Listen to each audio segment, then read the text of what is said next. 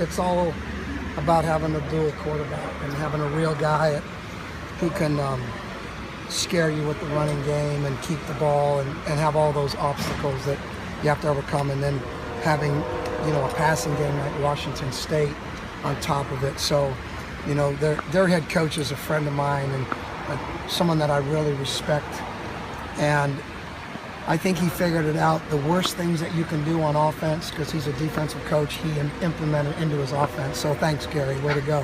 Yeah, that's good stuff. How did you guys become friends? Well, because we studied who are the best defensive coaches in the country, and when he was an assistant, that's where it started.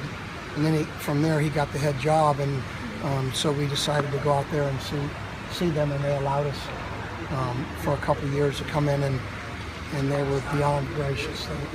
We still run some of their stuff, so don't tell them that. No, so I can't do it. What are some of those? I can't tell you. Oh, I was going to ask. We changed them all. We don't do anything they do. No, I was going to ask, what are some of those terrible offensive things that Gary Patterson? Well, it's just the fact that, you know, it's just a statement, a way to say it, but it's like playing 12 guys. The 12th guy is the quarterback, and he adds that dimension so that when you think you got everything stopped, and then you have to look in the backfield and go, well, what if he runs the ball?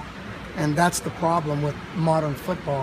Whoever discovered that, that's another guy we really want to thank as defensive coaches, because it's made things really, really hard for us. And I've seen it over the last couple of weeks when I've got fortunate to see some of the FCS games, and there's so many quarterback offenses just murdering people, and so that's what I think. It all begins and ends with that element, because you can't get away from it. Once you think you got this stopped, then you got to worry about this, and if that and that's the challenge we have right now. It's a good one. Don Pellin was saying that Trevone Boykin is pretty much the first quarterback that you guys have seen all season that can really run the ball, and you've reiterated that. Mm-hmm. Where does he rank compared to some of the other Pac-12 quarterbacks that you guys have faced this year? I think the guy, if all things would have gone right for him, that he may have won the Heisman. His stats prove it, his team proves it, but he got hurt, you know, and so did his best, you know, one of the best wide receivers. People forget about that guy, but this guy is a really special player.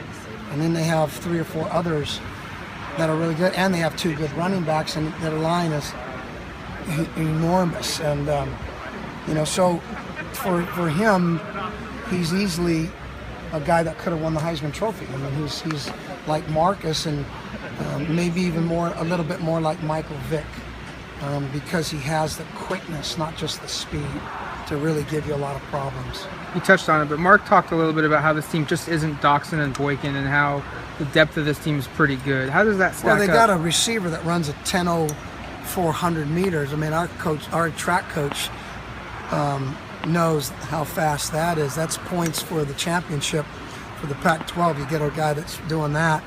And then they've got 3 or 4 others. They got a freshman I love, number 25, a little bit like DeAnthony Thomas. And then they got 2 really good running backs. So, you know, they got what they want. That's why they've been a top 10 team for a long time, because their system keeps getting fit back together with those kind of athletes. How do you see the secondary matching up with those receivers, specifically Doxson? Well, I want to say great, and that's why we play. And I'm hoping that this game, this is what I'm challenging my guys.